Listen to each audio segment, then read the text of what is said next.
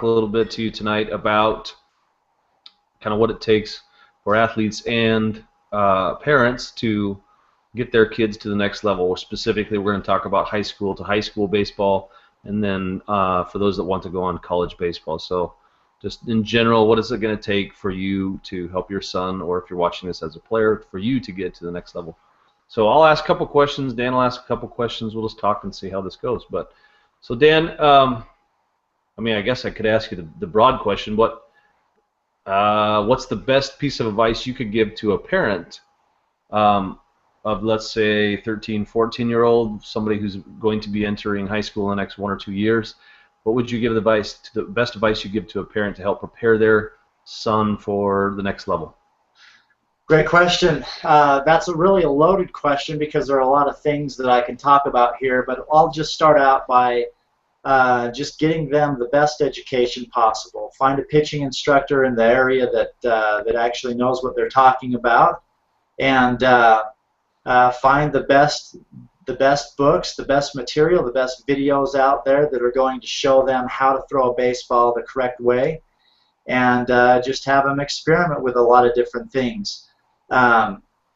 Invest into his education and make sure that he gets plenty of repetition.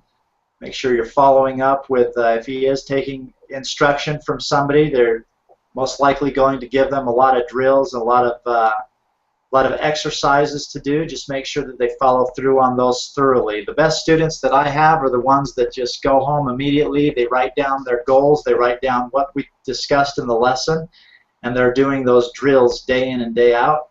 And eventually, you know, high school ball becomes pretty simple for them, and they're ready to move on to the next level of college. So I'll be a devil's advocate. Maybe ask you a tough question here. I mean, you mentioned education and pitching coaches and hitting coaches and so forth, but how do I, as a parent, know that the instruction that I'm getting, not necessarily just from you, but online, how do I know that that is good information? Because you and I know just as well that there's quite a bit of information is frankly crap that is out there. So how does a parent tell the information they're getting is good?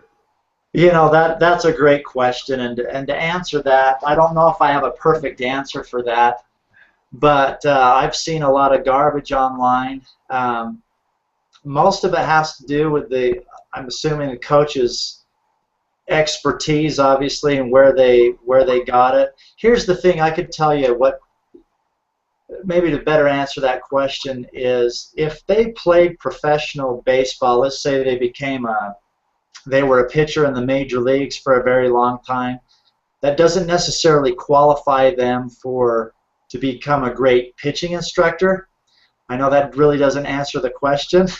They've got to have the ability to connect with your son, not only connect with them, but have the ability to teach them in a way that's going to take them to a higher level, to understand what mechanics truly are, how to generate that power from feet to fingertips. And a lot of instructors, they might know it here, but they can't relay that to your kids. So I would just ask, if you're thinking about taking instruction from a pitching coach, I would just simply ask if you could have a few of their students' phone numbers and contact them and see how they've grown.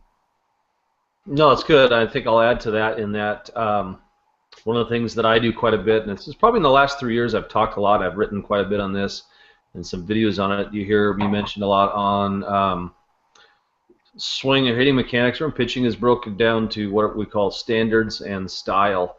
And right. So you and I are interested in teaching standards, and that is, if we took a look at Miguel Cabrera and, you know, numerous top hitters, or you take a look at Verlander and other top pitchers, a standard would be that what mechanic do we see that's being duplicated by all these pitchers that have different styles, different sizes.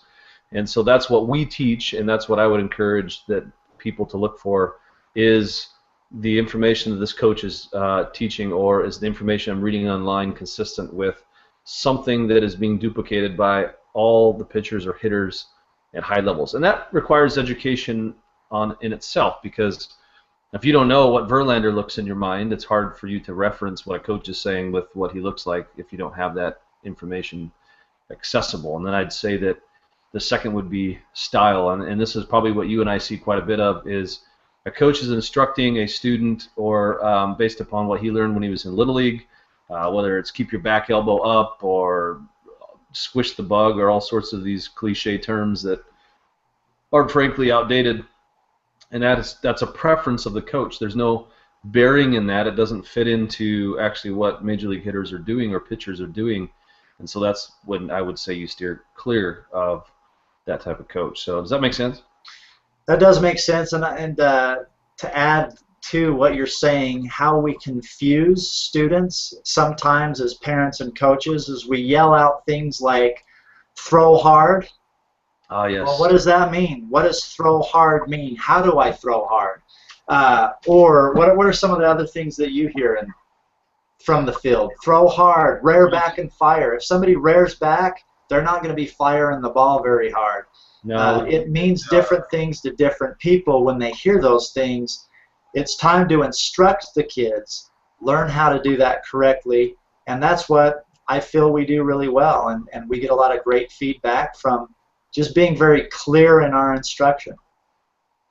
Yeah, we get a lot of like, keep the back elbow up, watch the ball hit the bat, and which is physically not possible to do, but it's not necessarily the fault of the parents that are yelling this from the stands or the coaches to an extent, because they're just providing advice that they got when they were in Little League. Right.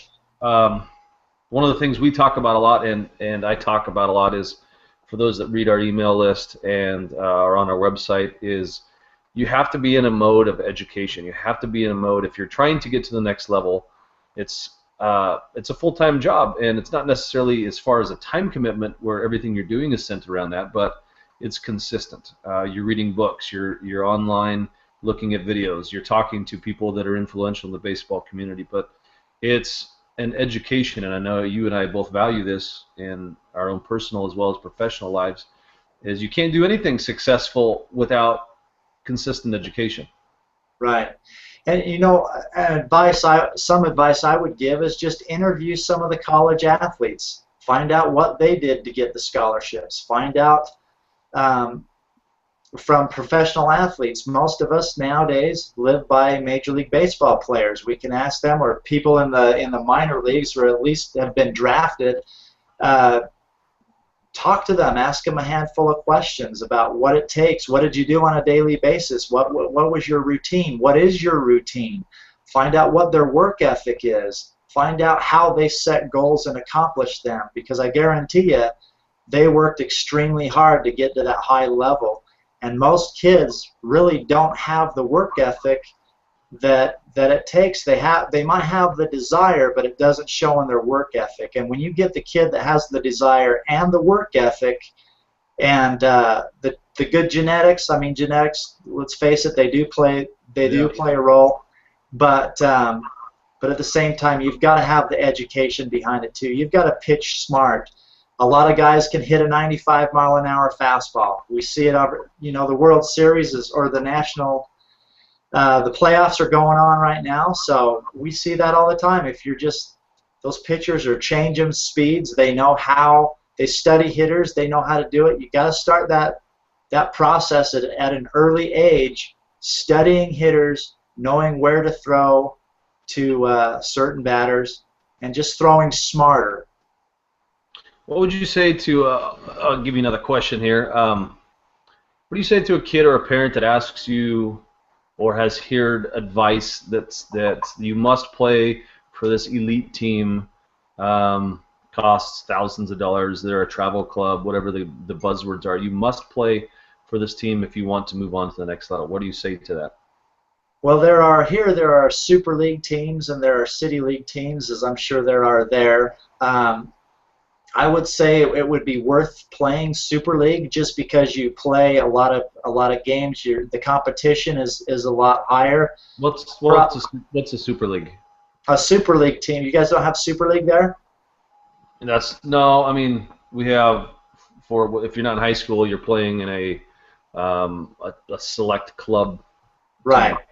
I'm sure they're equivalent to the select club, like a travel team, Yeah, yeah. travel ball. Yeah, super. It's called Super League here, and whatever it is, I would just make sure that you're playing plenty of games if you want to go to the next level, because here there's a significant difference. The kid that plays city ball, they're not that great. They're playing 12 to 15 games a year. The investment in it's not very big. They really get what they pay for it. Hey, it's fun. We have kids that play City League because they have other friends that play. They also play in Super League. Um, I would just encourage them to find the right coach, because there are some Super League coaches that all they think about is winning. They don't know how to develop the students, and that's the main thing. And it sounds cliche, but you've got to have fun. If baseball's not fun, then it's time to look for a different sport. No, it's Got to good. keep it fun.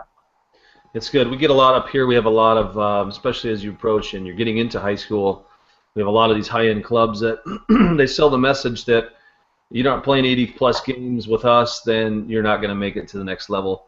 And I'd have to disagree in that playing for a high-end club, maybe not the ticket to being exposed to colleges, because in my opinion, and this is not just mine, but I was talking to the Oregon State coach a couple weeks ago, and that's scouts and colleges will see you as long as you're playing. But what you had mentioned as far as Super League play, if you're in middle school, is these are the times where you develop playing against good competition, and Right. the competition is what's going to get you to that next level. Not that you're playing for a club that's going to put you into places where scouts will see you. It's really hard to be under the radar as you're getting into high school and into college nowadays with all the technology that's out there. I agree. So what do you see out there, Nate, with all of the what are parents and coaches doing to try to get their kids uh, into the collegiate level right now? What are they doing? Well, I mean, that one I just mentioned is unfortunately, they're paying money for the big clubs that guarantee college scholarships or that guarantee exposure, and I just think that's BS. I really don't. I think that's a lie, and I think that we have a lot of training facilities in this area, and while they do provide quite a bit of good positive instruction, there are pockets of instructors there that really they don't know what they're doing. And I was at this place, I won't name names because of who's watching this, but I was at this place maybe 2 weeks ago, and I watched this coach working with hitters. They were ages 8 to 15 years old, and he had them in the cages, and they all had their bats, and they were swinging. And he's like, all right, get a good athletic base, and let's just swing. Let's swing through this. And I was on the way out the door, but I said, I gotta sit around and pretend I'm a parent and just watch this, because I wanted to see where he'd go. And he continued with this instruction, and then it was time to move on. And so they were on one knee doing a one knee drill and swinging, but there was no instruction. They were going through mechanics, but the kids didn't know why they were going through the mechanics. They weren't being taught, okay, these movements are going to feel like this if they're correct, and if they're not correct, they're going to feel like this. And most of the time was spent talking about the next step or effectively picking up balls in the cages on a quick pace so that they could have more time to swing, but yet he burned all the time up talking about picking up quick. And it just went on. I left after 20 minutes. But this guy is a local community college coach. Yep. And I wouldn't pay him a dime to teach my son how to play. So I think what's frustrating to me, to answer your question finally, is that there's so many people out there that have no idea that the instruction that they're receiving is junk. And I think that's one of our goals that we've talked about in the past, is with the pitching academy, is try to broaden that reach to at least explain this is how you find good instruction. And there's a procedure, there are steps, there's models to look at. If you simply watch big league pitching, then you can improve yourself and your understanding of what it takes to be successful. Right, and we really didn't start the pitching academy until people started telling me in Utah, this local area that I'm in, that that I should write books, that I should create DVDs and get this to a bigger audience because of the need out there. There are a lot of kids that just simply don't know how to throw a ball, and they're just throwing it completely wrong until somebody understands how to throw the ball. What's fun to me is watching the parents now. The parents too are starting to study the pitchers, because I invite all parents to my lessons. Yeah. And they're studying mechanics, and they're like, man, I was even at a college game the other day, and this kid was throwing wrong, and no wonder why this kid hurt his arm. But I think that's what we're doing our job, and then we get not just from our local community, that people that take lessons from us, but we're getting emails and text messages from people from all over more than just the United States, but mainly the United States, about how much better their son's pitching. And that was really our whole intent of starting the Pitching Academy, the online version of it instead of just the local version, and creating the DVDs that we have, because we feel like our message is so powerful. And I think what makes it so good is the clarity of instruction that we give. We break it really down to the ridiculous so anybody can understand it and apply it right away. Yeah, I mean, it's interesting. I mean, it's hard because people ask what I do with the website, and I had a kid actually today ask me, so I saw your drill online. Should I listen to it? Is it any good? And I was like, no, it's not good. What am I supposed to say? What am I supposed to say to that? But so it's interesting when we do that. We have conversation about what it takes to be successful. We're both running the Pitching Academy. You kind of run the line between self-promotion and what it takes to be successful. But I would agree with you in that flat out the stuff that is on our website is good stuff, and the stuff that we put into our DVDs is good stuff. And if you refer to my earlier comments about matching up standards and breaking down mechanics and motions of athleticism in sports, if you match up what you see in the big leagues and you take a look at the instruction that we have on our DVDs and digital series and whatever we have, it matches. And I think that's a tribute to the fact that we've been learning about athletics, and we continue to learn about athletics and baseball-specific movements for the last couple decades. And I don't plan on stopping. I enjoy it. I study all sorts of drills and tips, and I look at live video, all sorts. I was watching the Red Sox because I'm a Red Sox fan. I was watching the Red Sox highlights the other day, looking for other ways to illustrate and different ways to improve my instruction. So, I mean,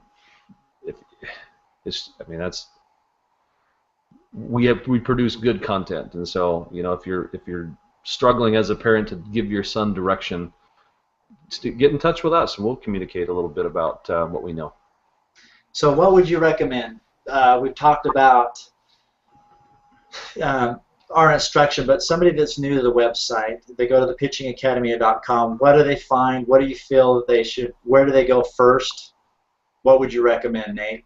I think the best place to start would be the articles. I think what we've done on there in the article section is we've taken some of our best stuff.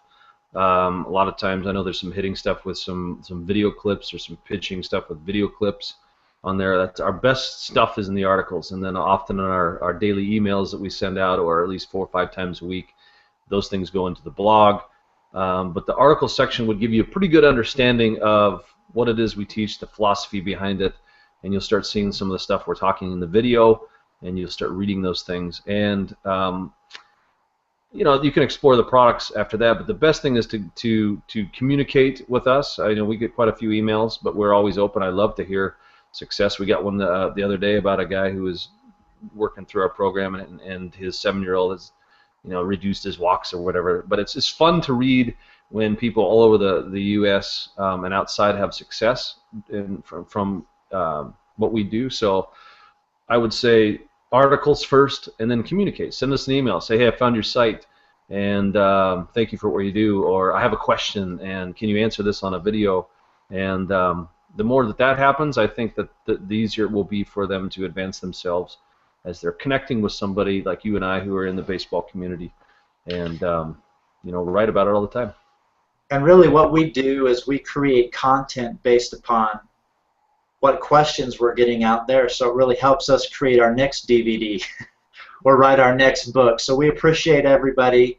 It really adds fuel to the fire when we hear. That's why I think we continue to do what we're doing, because we're getting such good feedback, and we've got a lot of fans, and we appreciate you guys. It feeds us full of determination to be better ourselves and to constantly look for things and ways that we can improve. So we appreciate all you guys. Best way to contact us.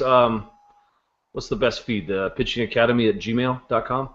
Yeah, the pitchingacademy@gmail.com. Yeah, send us an email, and we'd love to.